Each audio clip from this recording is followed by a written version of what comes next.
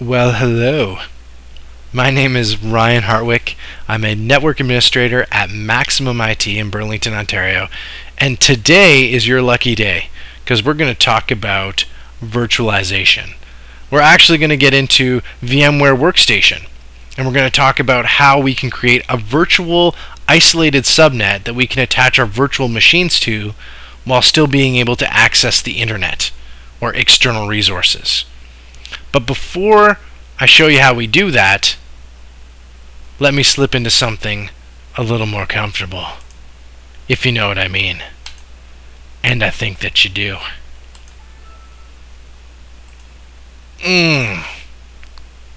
Oh yeah. Ponies? Check. Tea party? Check. Cookies? Double check. We're ready to roll. Here we go. So before we can get to actually configuring the virtual machines themselves, we have to actually set up the network using a tool called the Virtual Network Editor. Now, where is this Virtual Network Editor located? This Virtual Network Editor of glory, of legend? It's under All Programs, of course. And if we scroll down, we can get to VMware folder and then click on the Virtual Network Editor. But like any good cooking show host, I've done that for you ahead of time. Whoop-low! There it is, in all of its glory. So we have various networks here, 10 to be exact, that we can connect our virtual machines to. What we're going to be talking about today is setting up a NAT network, or network address translation. This allows us to maintain a private isolated subnet that we can configure here, and that subnet is the 10 dot network I have set up here on the right hand side. Now I can change those settings by adjusting the subnet IP and subnet mask option down here at the bottom. Alright, so we're going to maintain that private isolated feeling while still being able to access external resources using network address translation. So what essentially is going to happen is I'm going to share my host IP with my virtual machine. So this laptop's IP address will be shared with all my virtual machines so that requests for things like internet access and other external resources will be on behalf of the virtual machines using my local computer. So to use a diagram here to illustrate my point, let's just see how this is going to happen. So let's say I have a virtual machine down here, and it's connected to my 10 dot network. Let's say all my PCs out here are connected to this 192.168 network. That was a crappy line. Let's try that again. Much better. There we go. So virtual machine A here wants to get out to the internet. Instead of being able to go to the internet directly, we have to have some sort of routing happen. Anytime we have information passing from one subnet to another subnet, we need a router in place. And that router, in this case, is actually going to be my PC. So what's going to happen here is, let's say this is 10.0.0.5, let's say, and it wants to get out to the internet. It comes to my PC here, and my PC will then go to the router. So the router, this is the router here, this gray box, will think that the request is coming from my PC and not the virtual machine. It'll go out to the internet, grab the information, send it back to my PC, and my PC will forward it back through that virtual router to the virtual machine. And then, voila, I have internet access. So that's kind of how it works. So let me just minimize that. So what I need to do is just select any one of these and set it to a NAT type. And how I do that is under the VMNAT information. You can see I have NAT selected. Now it's important to realize I can only have one of these networks at a time configured as NAT. Also, there's some additional settings I can set up if I want to using this little NAT settings button. I can configure the gateway address that's going to be used on that virtual isolated network.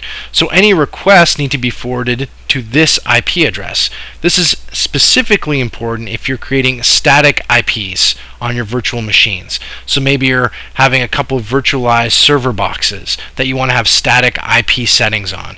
Well, you're going to use this IP address as the default gateway, this .2 address, which is what VMware uses by default. Also, DNS forwarding needs to take place to this IP as well, just so you know.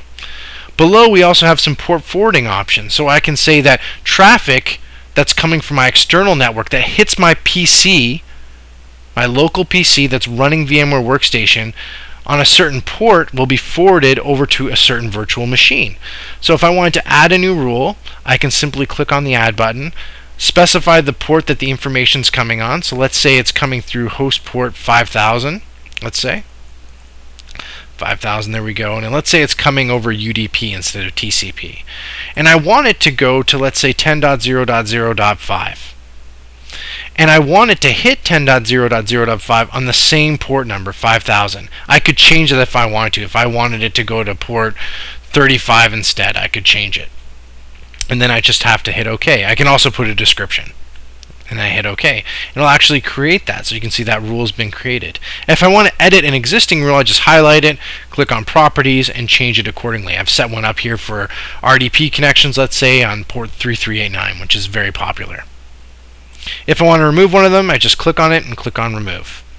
We also below have some advanced options for FTP access and stuff, but I'm not really going to get into that right now. But just know that those are there, and also some additional advanced DNS setting configuration. If I was using some sort of weird DNS setup, I could change that from there. I'm going to click on OK here, which is going to save my changes. Below that, I have two check marks. One check mark creates a host virtual adapter on my computer. And what I mean by that is, if I were to click on the Start Orb, go into Control Panel, click on Network and Internet, click on Network and Sharing Center, click on Adapter Settings, I would see, I really hate how long that process is in Windows 7, by the way.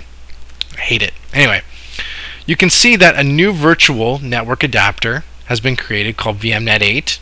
You can see that here. And what this allows is for this local laptop that I'm running VMware Workstation on to connect to that isolated subnet so it can communicate with my virtual machines. Close that. So that's what that first little checkbox does. The second checkbox, if this is checked off, it will actually create a DHCP server that VMware Workstation will run for me in the background. So now I can adjust those DHCP settings in here. So I can specify the start and ending IP addresses that are going to be doled out. So right now 128 to 254 are going to be assigned using DHCP. Anything under that I could use for static IP addresses if I'd like. And I can also configure lease times as well in here. Just click on OK. So that's what that DHCP settings box is for. And as I mentioned before, I can actually configure the subnet and the subnet mask down here as well. So when I've chosen my network and I've configured it like I want it to be, I just have to click on OK. And that's pretty much it. Now I go into VMware Workstation, but not before saying hello to this sassy little minx over here. You're so cute. Anyway, so let's go into VMware Workstation. So I'll launch the console here. You can see I have it started up. So I have a number of virtual machines that we can see over here on the left, and my server, my VM SRV01, is running currently. Now you can still change network settings for your virtual machines on the fly. They don't have to be powered off. So all you have to do is select the virtual machine. You can see it's selected. Here's my tab highlighted. And if I click there, you can see the screensaver goes off and it's time to log in. But I can still change the adapter settings right from here. I just have to highlight it, and then I come up to the VM here, go down to Settings, and then choose my virtual network adapter. You can see I have two configured for this server, and then I need to choose the appropriate network. In this case, it needs to be the NAT network, which it's already assigned to. I could also come in here, choose Custom, and specify VMNet 8, and it would do the exact same thing. But because we can only have one NAT network at a time, VMware Workstation knows that that's going to be VMNet 8. So either one of these is going to work for you. And then you just have to click on OK. So I'm just going to log in here.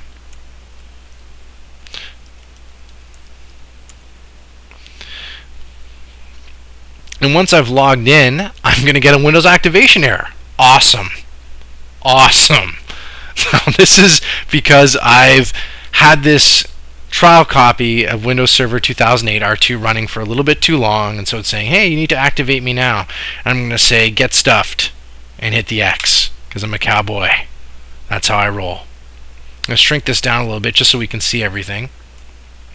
So if I scroll down here to the bottom, Oh, this had an uninspected shutdown. I don't care. Cancel. Anyway, I'm an awesome server administrator, really. I just like to click through things. Anyway. Okay, so down here, very bottom left, I'm going to click on Start. I'm going to go into Control Panel. I'm going to go into Network and Internet. I'm going to click on Network and Sharing Center. Go to Change Adapter Settings, and we can see I have two virtual adapters connected. I'm going to choose one of them. Just go into its properties by right-clicking. Come in here and look at my IP version 4 setting. So I highlight that and click on Properties again, and you'll see that I've configured this server to use the 10.0 network. So it's on that isolated subnet.